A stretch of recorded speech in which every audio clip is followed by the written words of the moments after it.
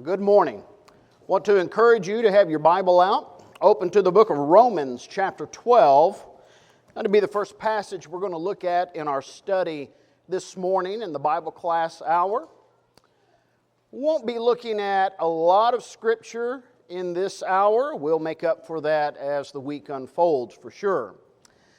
I want to begin by saying thank you very much for the invitation to come and to be with you.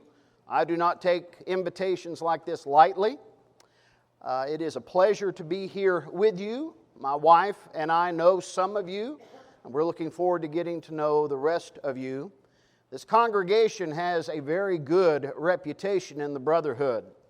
I've been in different states and mentioned it. Oh yeah, I know about the Old Bethel Church.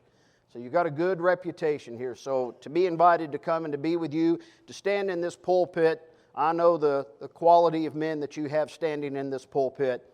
It is a pleasure to be here with you this week. I want to talk for a few moments before we get into our study about what we're going to cover this week in this gospel meeting. In the next hour, we're going to talk about how to live like a king. And I don't know if that sermon is going to go the way you're expecting or not, but we're going to have a good study. In that hour, we're going to take a look at an obscure passage in the book of Deuteronomy and study that and make application to our lives today. Then tonight at 5:30, we'll come back and we'll talk about remove not the ancient landmarks. What was that command all about, and what's the application for us today? We're going to look at the boundaries of God's authority in our lives, and in particular, the work of the local church. And then in just a moment, we're going to talk about smart devices and social media and its impact on our family. Now, the sermons on the Lord's Day for this meeting are geared more, well, they're more general studies, but I have really the local church in mind. We would call this in-house. We're looking at the church and addressing primarily the church. Now, for Monday through Friday, we're going to look at our neighbors around about us. These are, as it's been announced, these are more first principle type of studies, and these are opportunities for us with a gospel meeting.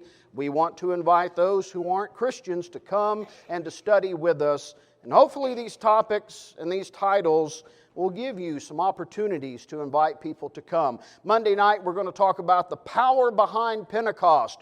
3,000 people were saved in one day. How did that happen? What contributed to that? Is it something that we can repeat today? So we'll talk about that on Monday night. Tuesday night, the requirements of Bible baptism. Every church has its own belief and practice regarding baptism. What does the Bible have to say about that? We're going to get back to the basics, and we're going to look at what baptism really is and what it's for. That's on Tuesday night. Wednesday night, who pays when I sin? We're going to take sin seriously. And that's not happening in our world today. We're going to look at what the Bible has to say about sin and who pays when I sin. Thursday night, we're going to talk about hell. Hell is watered down in our world today, and even in the religious world around about us. And we're going to look at hell from a particular point of view. We're going to see that hell is a place without mercy. I think some people have a view of hell that it's just a cave with a fire burning somewhere, and you know, I can survive a hot summer, I can survive hell. I'm going to go live however I want to. That's not what the Bible says about hell at all. So we're going to look at hell as a place completely devoid of mercy. That will be our approach Thursday night. Then Friday night, we're going to talk about heaven. We're going to talk about hell. Well, let's end the meeting by talking about heaven and why we want to go there. So that will be Friday night. It may be that as we've talked about these titles and we've discussed a little bit more in detail what we're going to be talking about, maybe you thought about someone in particular that needs to hear that sermon. Invite them to come and to be with us on that night as we're studying that. I know we have plans to record these. They'll be available for people to listen to at their convenience. But invite them to come and to sit down with us and study together. And I want to make this promise, and then we'll get started with our study this morning. I try to do this with every gospel meeting I hold.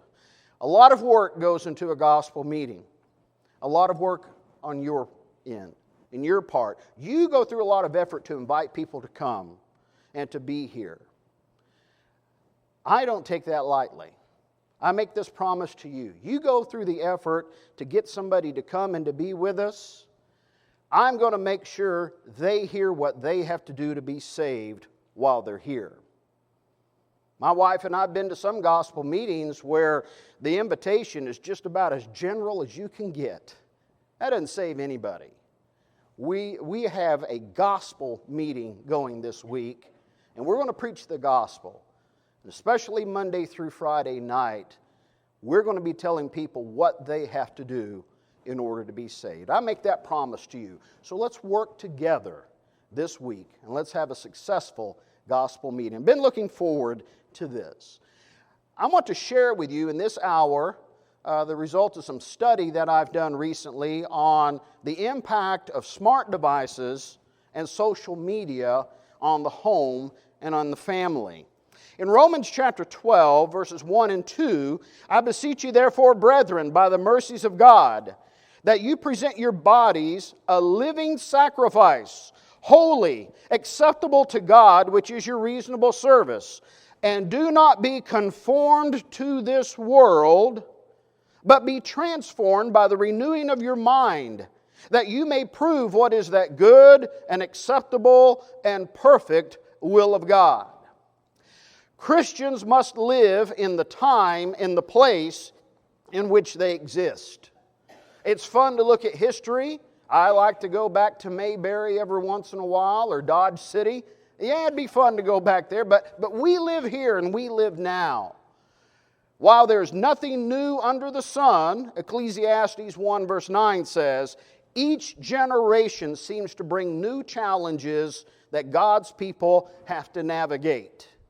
Smart devices and social media have made their impact in this world. And these are not fads that are going to go away.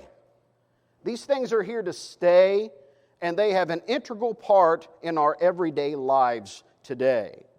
What do I mean by smart devices or smartphones? If you think about it, and I've got my phone here, it's several years old, so it's already outdated, but it works just fine for me. But this is amazing technology. The things that we can do with our smartphones, we can send and receive communication instantly. Text messages, emails, photos, videos. We've got navigation. We got a map program. Christy was my navigator driving down yesterday, getting us through Nashville. Oh, that's a lot of fun. But she helped me a lot. We had the phone telling us where to turn. It even took us on a detour to get around some bad traffic. That's amazing. Amazing up-to-date technology there. You can record and play audio and music. You can listen to podcasts and news, watch videos. You can get on any of your social media platforms through your smart devices. You can set reminders. You've got your calendar on your phone or your tablet. It used to be, if you had a lot of appointments, you had to carry around that Franklin calendar for the whole year. No, now you've got it all on your phone, and you can even set up reminders for you of when these things are going to happen. A flashlight, who carries a flashlight anymore? We've got one on our phone. We can shop on our phone. We can order products. We can order services on our phone. We can scan barcodes. I'm going to tell you one thing I really like about my phone. I remember when I was in junior high, math was just starting to get difficult for me in junior high. I tell you, I did all right with math until they started putting letters in it. And it got kind of tough for me. But I remember the math teacher telling us, no, you can't use a calculator. Why not? The calculator's so easy and we can get it done. No, you can't use a calculator because you're not always going to have a calculator with you. Oh, yes, I do. And I use it a lot. There's a lot in these devices, a lot of technology, and it just grows and grows. So that's what we mean by smart devices, your smartphone, your tablet, things like that. What about social media? Let's define some terms here. Let's start with the word media. The word media is defined as the transmission of information from a source to a recipient. So that's media. It's getting information from one source to the recipient. And there are your basic old school forms of media. You've got newspaper, you've got radio, and you've got television. And in that you had one source sending information out to numerous people. What is social media? Well, that term's a little bit more difficult to define. In doing this study, I didn't find any one good definition, so I took some explanations and some definitions, and Donnie, I made my own definition. You know, if you're going to make a good point, make your own definition, right? So this is the definition that I compiled about social media.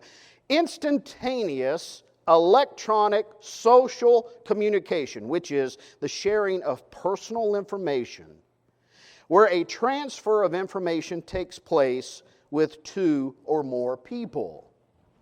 Here's the basic difference between your old school media and social media.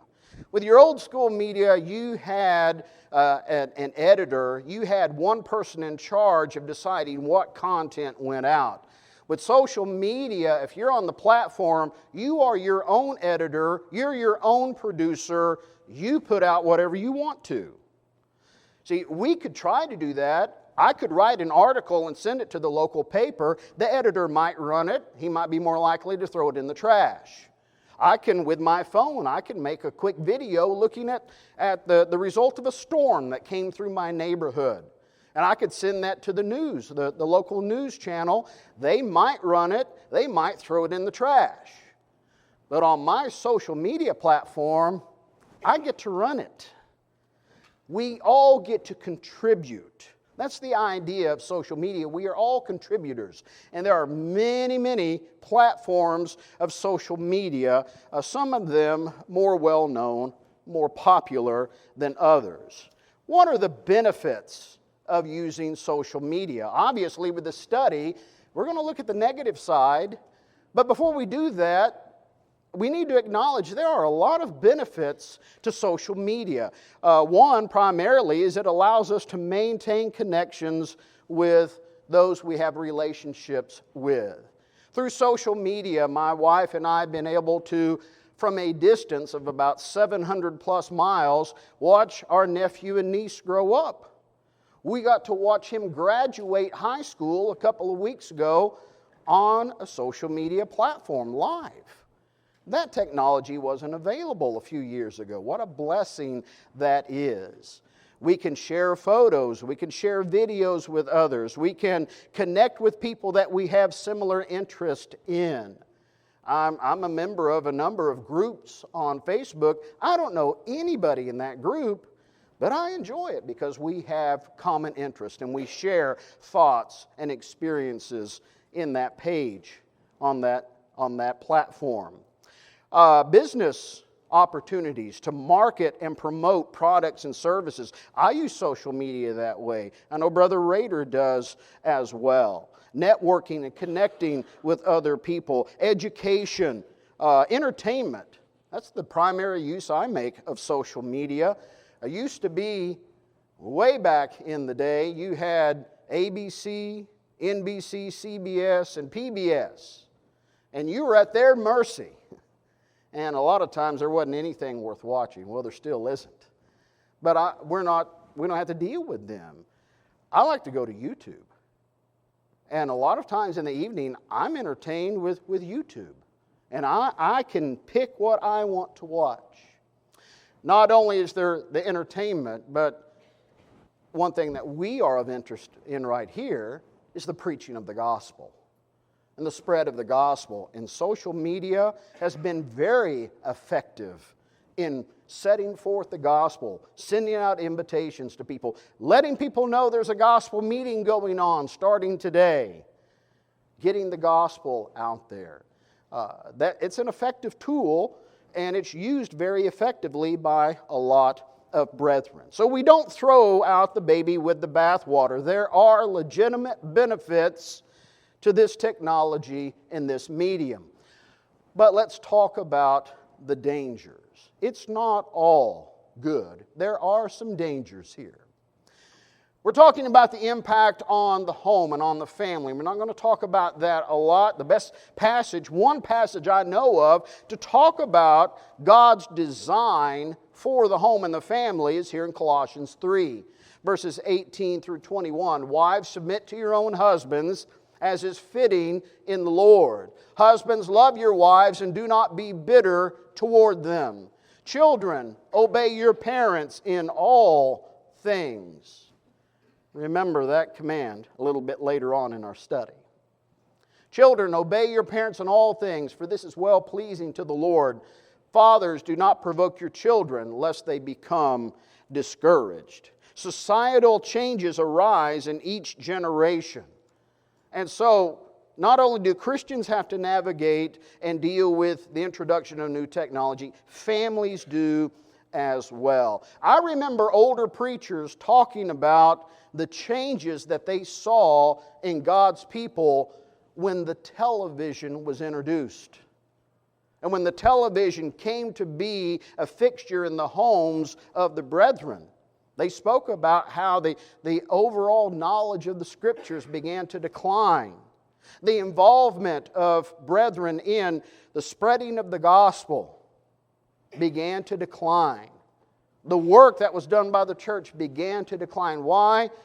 Because the television was introduced into the home. And so that was a marking point. Well, now we have smart devices and social media, and I think we've got another marker point as we look at society and as we look at the church as well. Social media has been around long enough for its negative impact to be seen and to be studied. So let me share with you a few areas in which we have some problems with smart devices and with social media. And perhaps these are impacting your home, your family, or I want you to be aware they could potentially impact your home and impact your family. Number one, these devices and these platforms are addictive. They are addictive. Social media platforms have been purposely designed to become addictive to the users. A book that I do recommend if you're interested in learning more about social media is Terms of Service by Chris Martin. He is an evangelical, but he works in social media and he has investigated it, and he has some interesting things to say about the truth behind these platforms and these services. These platforms make money. The CEOs of these companies behind these platforms are billionaires. Yet you and I are able to set up accounts for free. We don't give them any money at all. Where does this money come from? Well, the truth is, you and I are the product that they are selling. They are making their billions of dollars off of you and off of me by selling our attention to advertisers. So these platforms purposely collect data from the users, and they try to create algorithms that will keep us on the platforms. The last thing they want us doing is shutting it off. The more people that are on, the more people who are scrolling, the more they can charge for advertising. And so they design a product that is addictive, that keeps us on. Social media platforms condition our continual use by giving us a little shot of excitement, a little shot of dopamine. Let me explain how this works. Scientists can get rats to run through a maze time and time again because they've promised them a little treat at the end. Well, social media has built in a treat. What is that treat? That treat is when our posts get a like, or when they get shared, or when someone makes a comment on that post, and there's a big old long thread of comments that follow it. We can hook up our platforms to our devices so we get notifications when people have liked it or when people have shared it or when people have commented on. And when that little notification comes, there's that excitement. There's that release of dopamine. That's real. And what they're hoping is that we like that excitement, we like that approval, we like to know that the world out there cares about us, so we're going to post more content. And that's actually called something. That is called a social validation feedback loop. It's got a name. That the very thing that gets people addicted and keeps people on these devices has a name. It is addictive. Now here's the thing, 1 Corinthians chapter 6. 1 Corinthians chapter 6 and at verse 12 says, all things are lawful for me, but all things are not helpful. All things are lawful for me, but I will not be brought under the power of any. And we'll stand up and we'll preach about alcohol, and we'll preach about drugs, and we'll preach about nicotine, and we'll refer to this verse and say we're not to allow ourselves to be brought under the addictive power of anything. Well, we have to add social media to that list now, because it is addictive. And we need to be aware of that. Have you ever heard of FOMO? Fear of missing out. This was added to the Oxford English Dictionary in 2013 as a real word, a real term. Fear of missing out. Social media provides instant content. We can be involved in things that are happening in real time on our devices. The comments, we can see them coming in real time, and we can engage in those conversations in real time. And what that does for some people, because it's happening so fast, because it's happening in real time, if they log off and they disconnect from that, they're going to miss out. They're going to miss out on that. And what they're finding is that people, from teenagers all the way up to adults, are staying up to 1, 2, 3 o'clock in the morning on their devices to stay connected with what's going on in real time. The currency of social media is attention. And if we're not logged on and if we're not visible, we disappear from the social media universe. And if you're interested in that feedback and you're interested in that approval and that connection, the last thing you want to do is disconnect from that. So these things are real. They have been seen. They've been studied. Well, is this addiction to social media, is it real? 96% of teens report using the internet daily. 96%. It's not a fad. It's something that is ingrained in our lives today. Nearly half of teens, 46%, say that they are online almost constantly. Well, how can that be? How can that be so? Well, it's not just the smartphone. It's also a desktop, a laptop computer, a gaming console, a tablet. 46% online constantly. 44% of teens say that they feel anxious without their phones. That's an addiction. You want to know if your teenager is addicted to their device or not? Threaten to take it away and see how they react. And their reaction will tell you whether or not they've got a problem with it. My wife works in a middle school, and she is over the ISI, in-school suspension. She's the warden. And I like her having that job because she has to deal with all of those kids at school, and when she comes home, I'm nice and she's nice, and it works out great. But one of the rules of ISI says you have to surrender your phone, and she's told me numerous stories of the kids that get sent there for the first time, and they find out that rule, you're not getting my phone. You're not taking my phone. Addiction. They're addicted to that device. They're not about to give it up. Oh, those poor kids.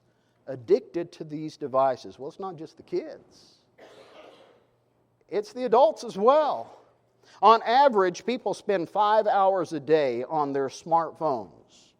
5 hours a day on average. Now, if you're the person that is on for about 20 minutes a day, that means there's somebody else who's on 10 hours a day to make this average out to 5 hours a day.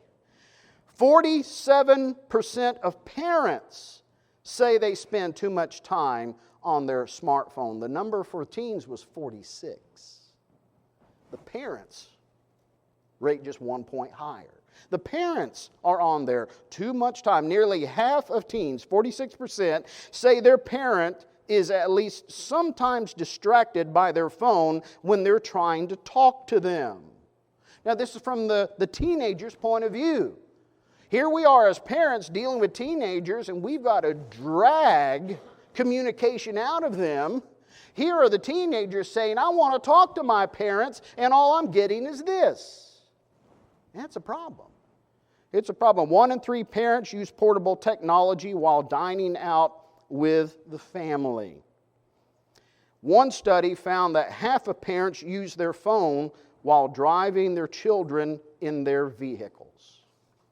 I don't know about Tennessee. Ohio cracked down on that a couple of years ago. Now, if the police see you interacting with a screen while you're driving, you've got a hefty fine. A hefty fine to pay. Why? Well, no doubt there's been some accidents with children in the car as a result of parents addicted to their phones. So, it is addictive. When you hand your child that device, you need to know the potential. It is addictive. Secondly, it results in decreased face-to-face interaction in the home. Used to be that the home was a place where the family could escape from the world, could come back together and focus on one another, but that's not the case anymore. Now the world follows with our devices. Nurturing the marriage relationship requires time spent together with one another. I know 1 Corinthians 7 verses 2 through 5 talks about the sexual fulfillment of the marriage relationship, but the principle applies to the relationship entirely. You cannot maintain a decent, a good relationship without putting down the device and communicating with somebody. And now you've got the husband and you've got the wife, and they're in the same room, but they're in completely different worlds. Completely different worlds, growing apart while being in the same room. Parenting requires time and personal interaction. Bringing them up in the training and admonition of the Lord does not happen by accident. You don't put it on cruise control and expect your children to develop self-esteem and character and godly values. You're going to have to put the devices down. You're going to have them put their devices down. And you're going to have to spend some good old-fashioned face-to-face quality time with your children. Statistics show that toddlers don't learn as well when parents are distracted by screens.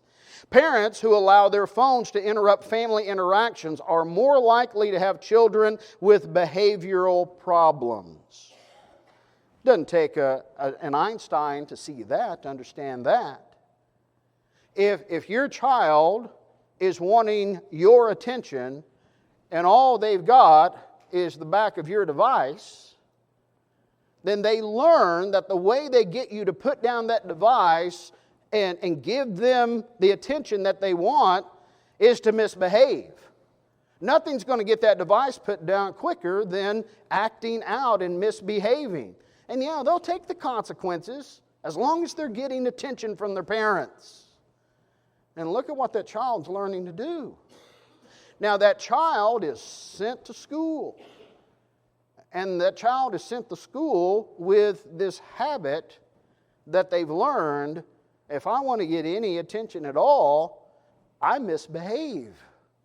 And so, yeah, you've got discipline problems in the school. Why? Well, this doesn't entirely explain all of it, but it surely contributes to a lot of it. Lazy parenting. Sending kids to school, all they know to do is to act out. Thanks a lot, bad parents. And we all have to deal with that. No, it takes time. Social media, let me share a couple of things with you specifically. Social media has conditioned us to preferences that are counterproductive to effective family time. One is social media has gotten us used to consuming short bursts of information. Brother Rader and I talked about this just last night. If you give us a choice of watching a 20-minute YouTube video on how to change a light bulb or a 2-minute video on how to change a light bulb, guess which one we're going to pick? We're going to watch the short one. Just get us the information, let's see it, and when I get it, then I can move on. But we're like that with our entertainment as well. As I'm scrolling through YouTube and I'm looking for something to watch, not only am I looking for what the video is about and who is in the video, but I'm also looking down the bottom right-hand corner with how long this video lasts.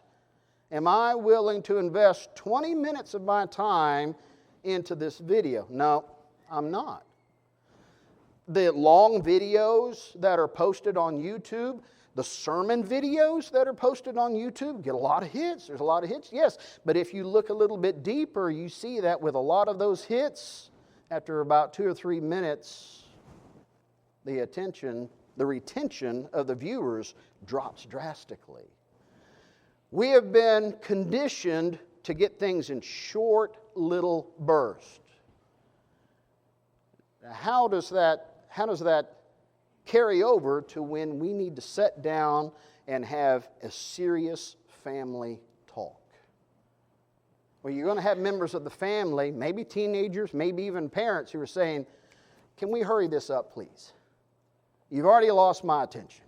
I don't care anymore. Where's that red button so I can shut this off and get back to doing what I want to do?" And that only contributes to conflict in the home. When you've got people who aren't willing to invest more than 2 minutes in talking to each other and dealing with the matter. Something else, another problem with social media is it allows us to customize our experience.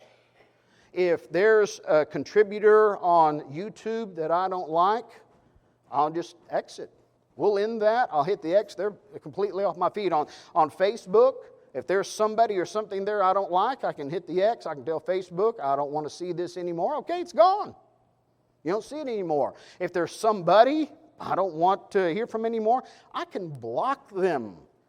And I never have to see them, and they're never going to see my business on this platform again. Now, what happens when we take that experience and we come back to real life, and now I have to interact with somebody that I really don't want to? Well, forget about the teachings of Scripture, which are that we are to be kind and tender-hearted and patient and forbearing with one another. I'm looking for the X. I'm tired of this. I'm ready for this to end. And what that does is it damages our ability to be able to be patient and bear with things that we have to. Not only as adults in our world, but especially in our homes, in our families. How many times has this happened? That parents of young children want to go and visit their grandparents. That would be the children's great-grandparents. And they don't live close to them. They're going to go and they're going to visit them. And these are people that the mom and dad love dearly and have a close connection with and introduce the little children to them. And I don't want to talk to this person. Who is this person? I don't care about this person. I don't know this person. How many times have you seen that act out? Where did that disrespect come from? Well, one thing that contributed to that, if I don't want to see it, I don't have to see it. And that's conditioned us to be very disrespectful to real people. And we've got to understand that. We've got to realize that. There's more, as I say at home. Let's kick it into gazelle speed here. The conflict in the home. Today's families have serious disagreements over social media usage, screen time, privacy concerns, online behavior. How many parents have taught their children using language and talking about things on social media that they shouldn't be talking about, shouldn't be doing. It happens. 4 in 10 parents say it's hard to manage how much time their teen spends on their phone. 4 in 10 parents and teens report regularly arguing with one another about time spent on their phone. 1 in 10 say that it is often. Half of parents say that they've looked through their teens' phones. Remember that passage, children, obey your parents in all things? You obey your parents regarding smart devices and social media. And when they say not yet, it means not yet. And when they place limits, those limits are there. You abide by them. And when they say, hand me the phone, you're losing it for a week, you hand over that phone. You learn and you stop whatever it was that caused that. Children, obey your parents in the Lord.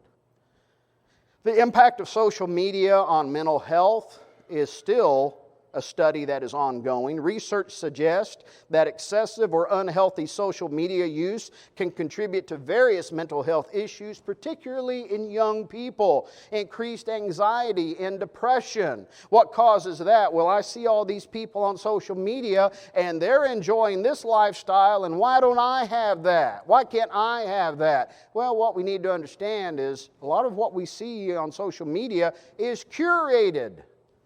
It's not real. So quit trying to measure yourself up to someone who's putting on a show. But anxiety, depression, body image issues used to be the covers of magazines at the checkout counter. Now it's the content that's being shared. And of course, they've been airbrushing photos for years and years, and now we have AI, and we've got young women, girls, that are having to compete with the perfection of AI.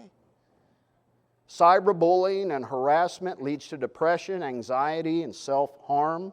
You know the one, and I've lost the word for this, but the one segment of society that statistically has more attempted suicides than any other is teenage girls. How sad. How sad. I'm not saying it's social media's fault, but it certainly plays a role in that. And isolation. People can be in a crowded coffee shop and feel all alone because they're connected with their devices instead of with other people.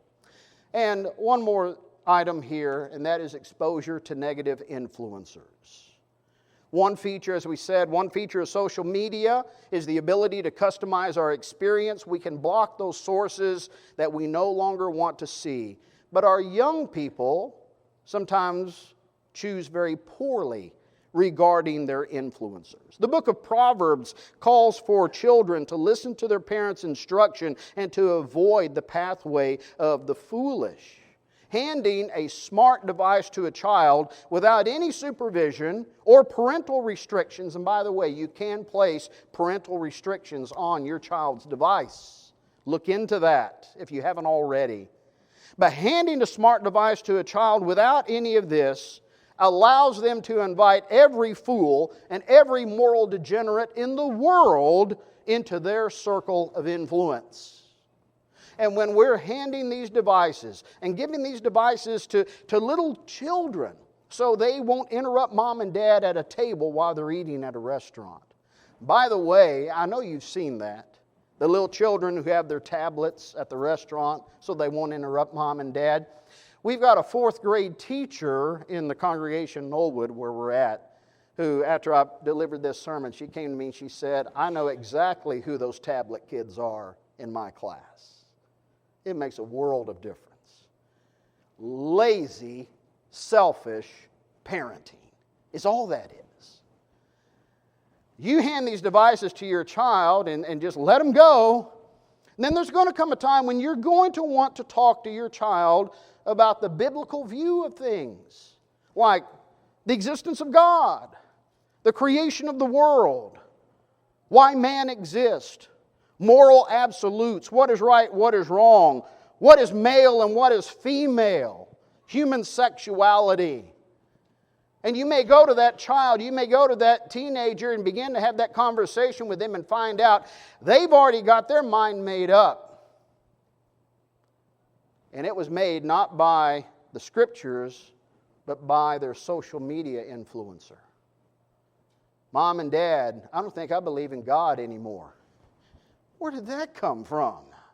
That device you gave them to hush them up. That's where it came from. Mom and Dad, you can't say that about that person's gender. You can't correct them on that. That's wrong. What? Or, Mom and Dad, I'm gay. You talk about a bombshell. Where did that come from? It might have come from that little device that you gave them because everybody else had one. And they had to have one too. And you allowed influencers,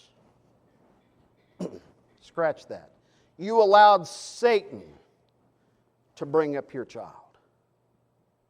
Don't be a lazy parent. Don't do that. That's the danger of these devices. So I wanted to share this with you this morning. There are other things that we could talk about. We haven't even talked about pornography, online gaming, sextortion. There are so many other things that could be talked about here. All of these things have a devastating impact on the home and on the family and on child development. And you love your children, you love your grandchildren, you want what's best for them. So you need to know about these things with smart devices and social media. They are not fads, they're not going away, they're here to stay. So you and I have to learn how to navigate through these. You, in your home and your family, you make up your own mind regarding the use of these things. If you decide that's not for us, that's not for you, but I would encourage you to rethink that. There is potential for great good with these things if they are used with wisdom and used with self-control. Whether you eat or drink or whatever you do all to the glory of God. Thank you very much for your kind attention.